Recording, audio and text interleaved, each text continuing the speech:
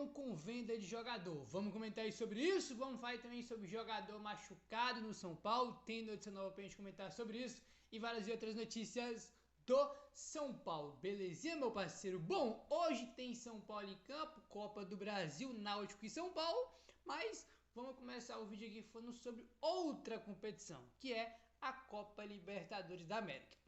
A Conmebol definiu nesta segunda-feira a data do sorteio das oitavas de final da Libertadores. Os confrontos da primeira fase do mata-mata serão definidos no dia 2 de junho, a partir de meio-dia, na sede da entidade em Luque, no Paraguai. Tá? Então, no dia 2 de junho, tá? A partir de meio-dia aí, vai ter o sorteio das oitavas de finais da Libertadores da América. Até coloquei, né? A partir de meio-dia, né? Porque começa a cerimônia, né? 2 horas lá falando um monte, não sei o que. Aí tem Sul-Americano, depois tem Libertadores, né? Então, no dia 2 aí, vamos conhecer o adversário do São Paulo, já que o São Paulo é um dos classificados aí para as oitavas de final, né, cara? O São Paulo empatou no último jogo com o Libertad 1-1.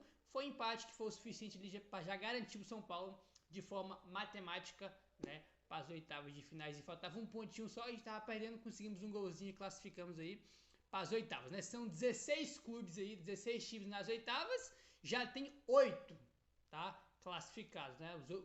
Os outros 8 times classificados, vamos conhecer isso só na última rodada aí, né? Que falta só uma, que é a sexta aí e última, belezinha, rapaziada? Bom, a gente teve ontem as informações que a gente comentou com vocês sobre o Marcos Antônio e o Luca, né, que se machucaram no jogo contra o Grêmio, que foi o jogo de sábado pelo Brasileiro, se machucaram, não foram aí relacionados para o jogo de hoje. O Marcos Antônio nem viajou, o Luca viajou, né, já comentamos sobre isso porque ele não vai jogar, mas ele foi viajar junto com a delegação do São Paulo.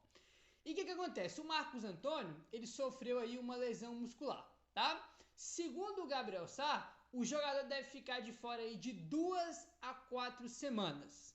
Ele deve voltar só depois do Super Mundial, tá?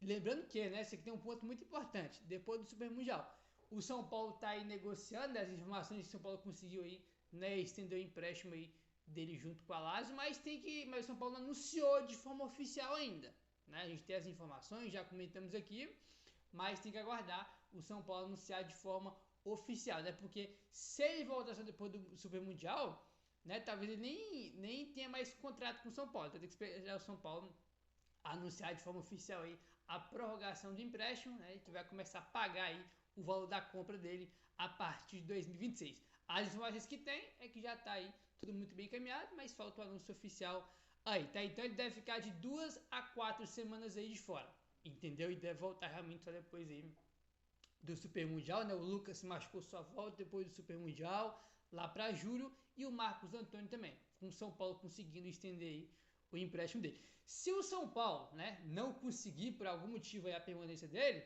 é capaz de a gente nem ver ele mais jogar pelo São Paulo, entendeu?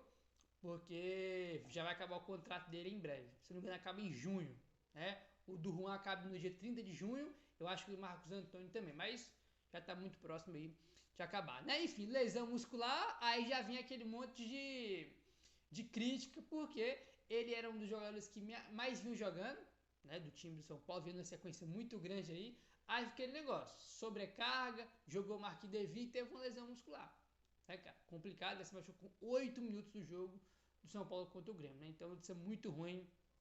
Aí ele que tava no crescente, né, cara? Vinha jogando muito bem aí, tá bom? Vamos mudar de assunto agora, rapaz, e vamos falar sobre problemão no São Paulo, que é sobre a saída do Juan. Isso mesmo, tá? O Juan, que foi embora do São Paulo no ano passado, né? Temos aqui informação sobre ele, informação da ESPN. O empresário Norberto Luiz acionou o São Paulo na justiça, cobrando a apresentação dos documentos da venda do atacante Juan ao Southampton da Inglaterra, tá? Gabriel, mas ele não foi embora de graça? Não, o contrato dele estava acabando, né? O Juan assinou um pré-contrato com o Southampton, né, que é o clube inglês. E o que acontece? O São Paulo liberou ele, tá? Alguns meses antes de acabar o contrato. Liberou porque o Southampton pagou, né, uma quantia para o São Paulo, e o São Paulo liberou ele aí com alguns meses de antecedência. Tá? Vou até pegar aqui a informação que teve na época, né, no caso ano passado, né, a informação que tinha que o São Paulo ia ganhar aí, ia receber 900 mil euros, que se você for converter, né, na cotação do ano passado, né, que foi o negócio aí, foi 5 milhões e 400 mil reais que o São Paulo ganhou com a saída do Juan, né? Então foi meio que uma venda aí, né, por poucos meses ali, mas foi basicamente uma venda que o São Paulo fez aí do Juan para o Southampton, de 5 milhões e 400 mil reais, e agora o empresário tá aí, né, querendo ver os documentos, tá, aí dessa venda do Juan para o Southampton. Olha só, no processo no qual a ESPN teve acesso, o empresário argumenta que, lá em 2019, ele adquiriu 5% dos direitos do Juan, que estavam na base do União Barbarense. Tá? Com isso, ele salienta que qualquer operação futura envolvendo o jogador deveria também ser comunicada ao agente. Então ele está acionando o São Paulo na justiça, querendo ver os documentos, porque ele diz que tem 5% do Juan. Tá? Segundo ele, lá em 2019, quando o Juan estava no União Barbarense, ele adquiriu 5% do Juan. Né? Aí, evidentemente, se ele tem 5% dos direitos do Juan, qualquer venda futura, ele vai ter 5% do valor. Né? Isso aí é um fato, desde que realmente ele tenha esse 5%, como ele está alegando agora na justiça, né? Colocando o São Paulo na justiça e cobrando os documentos. Né?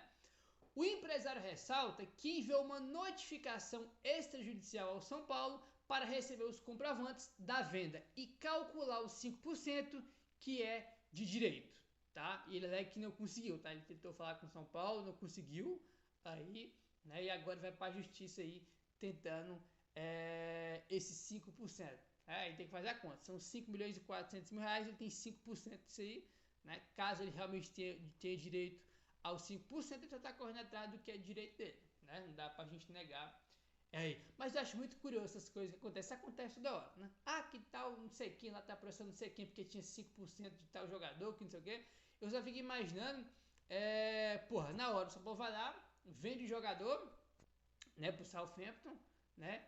Tá lá, né, os direitos do, né, quanto por cento do São Paulo tem, né? Quanto por cento o empresário tem, né, cara? Eu fico imaginando, por que não paga logo isso, né, cara? Um negócio de maluco aí, mas enfim, cara, não dá pra esperar nada aí também né, o futebol brasileiro no geral é uma bagunça, a diretoria do São Paulo, então, nem falo nada, né? Já comentamos aqui ontem que o São Paulo atrasou aí uma parcela que tinha que pagar aí por Sassuolo em relação ao empréstimo do Juan, não pagou, né? Atrasou lá o pagamento do Ferreirinha no começo do ano, né? Então a diretoria de São Paulo é uma zona, não dá nem para cobrar muita coisa não, porque realmente é uma zona e toda hora sai esse tipo de informação aqui, né? Enfim, vamos aguardar aí. O Juan que saiu por 5 milhões e 400 mil reais, né? São Paulo liberou ele por alguns meses de forma antecipada, só que ele foi jogar no time da Turquia, né? Que é do mesmo dono do Southampton, se não me engano. Entendeu? Então foi o Southampton que pagou, né, e emprestou ele para um time turco, tá? Que eu não vou lembrar agora o nome, né? Um nome bem difícil, um time pequeno lá da Turquia. Né? Enfim, vamos ver o que vai acontecer aí